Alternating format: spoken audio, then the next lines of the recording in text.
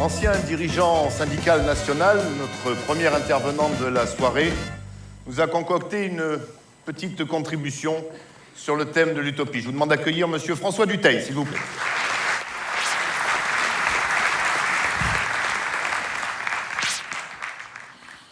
Bonsoir. Dans mes nombreux voyages en Nouvelle-Calédonie, j'ai découvert une tradition du peuple kanak, celle de pratiquer la coutume, comme ils disent, la coutume à l'égard des vieux. C'est comme ça qu'ils appellent les anciens là-bas. Alors aujourd'hui, la CCS a 50 ans. Elle est dans la force de l'âge de la force, l'âge de l'action, l'âge de l'innovation.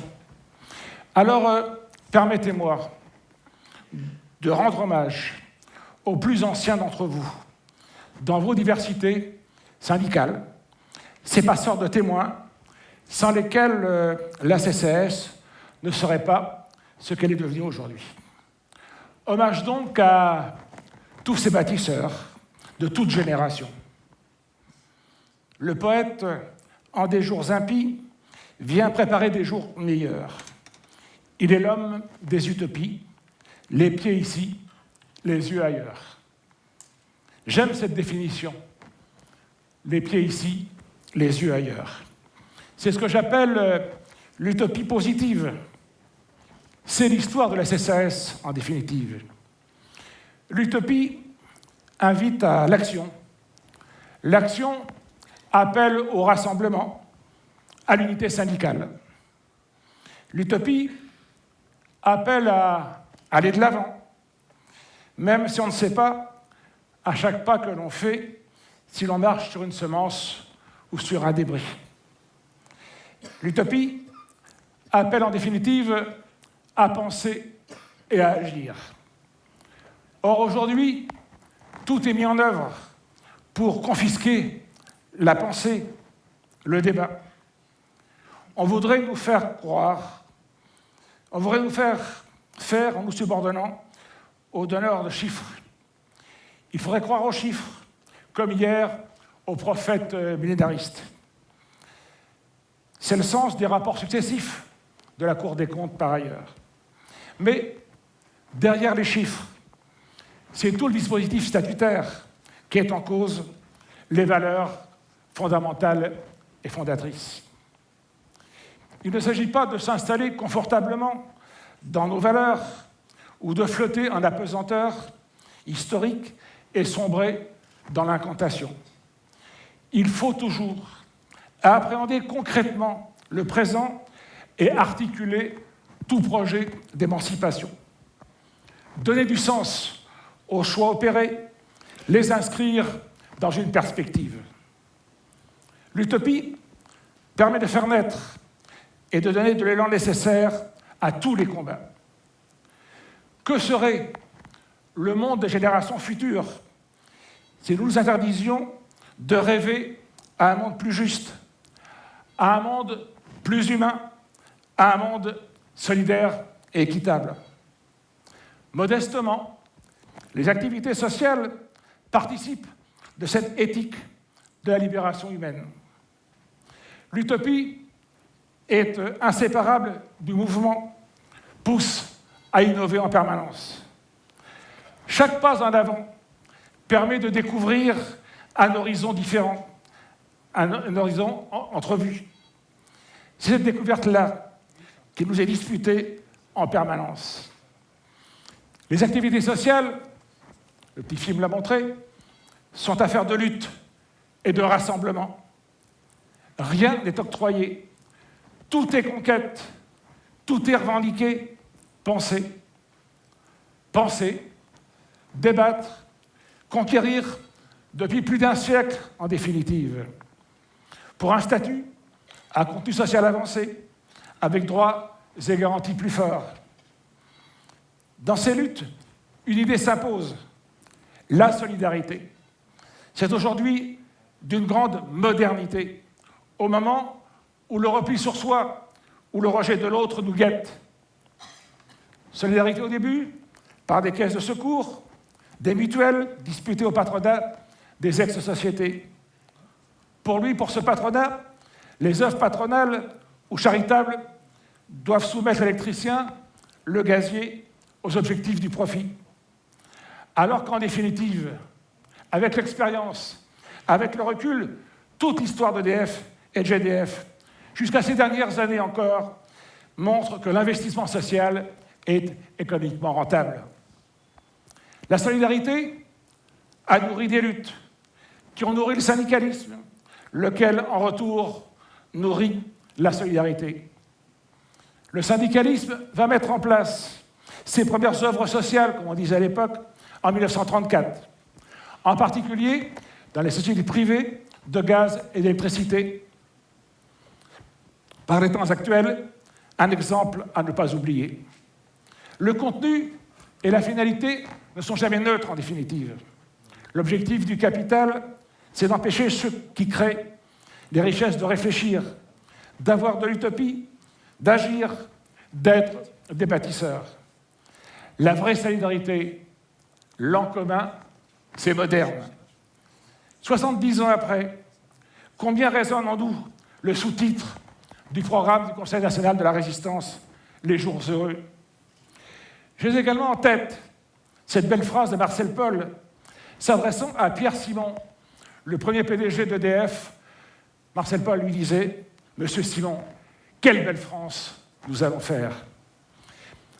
Les deux entreprises nationalisées sont ainsi nées des luttes et de cette utopie-là. Et pourtant, elles ont été contestées dès le débat parlementaire, attaquées dès leur naissance. J'ai également en tête le titre du film réalisé par le jeune CCOS, mis en place en 1947 par la Nationalisation, ce titre de film qui s'appelait « Les lendemains qui chantent ». L'utopie cesse de l'être, en définitive, dès qu'elle devient réalité. Utopique, la démarche du ministre communiste Marcel Paul, lorsque contraint d'accorder 1% aux anciens actionnaires, il décide du 1% pour les œuvres sociales du personnel. Ce 1% a été critiqué, vilipendé.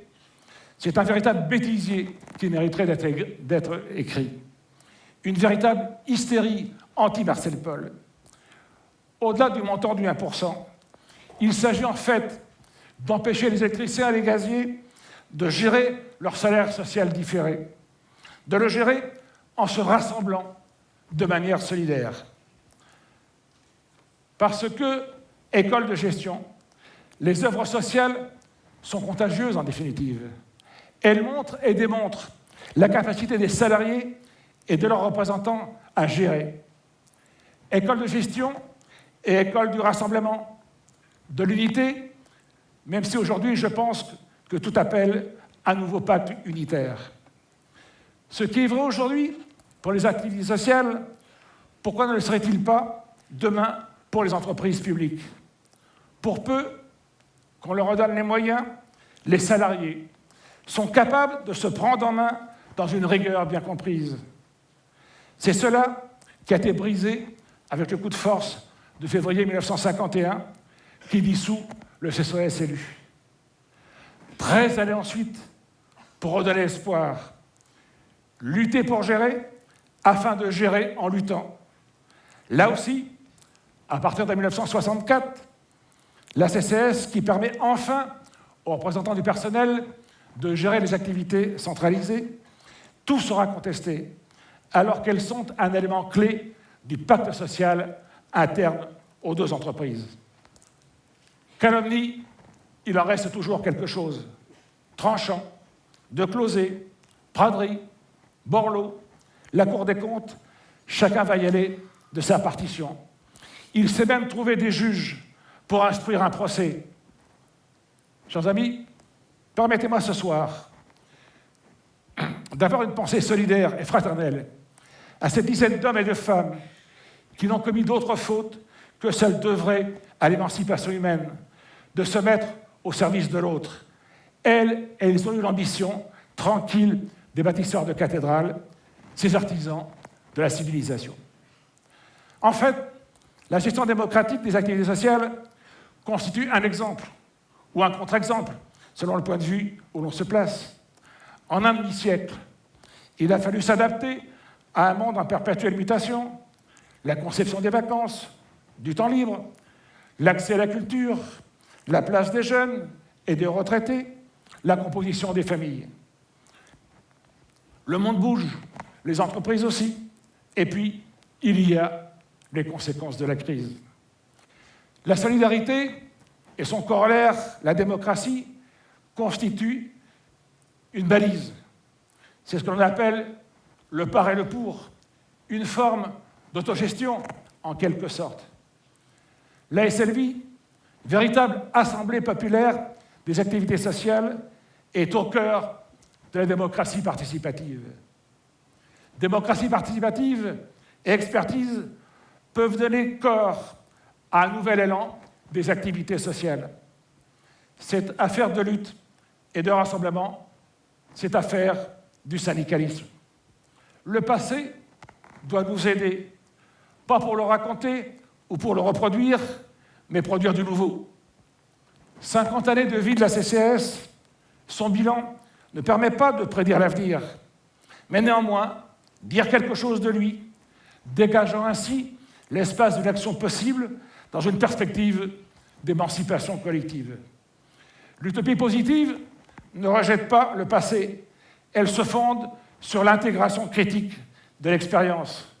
La garantie pour que l'utopie, qui se confond avec la perspective, ne se perde pas en vaines chimères et qu'elle devienne l'affaire de tous.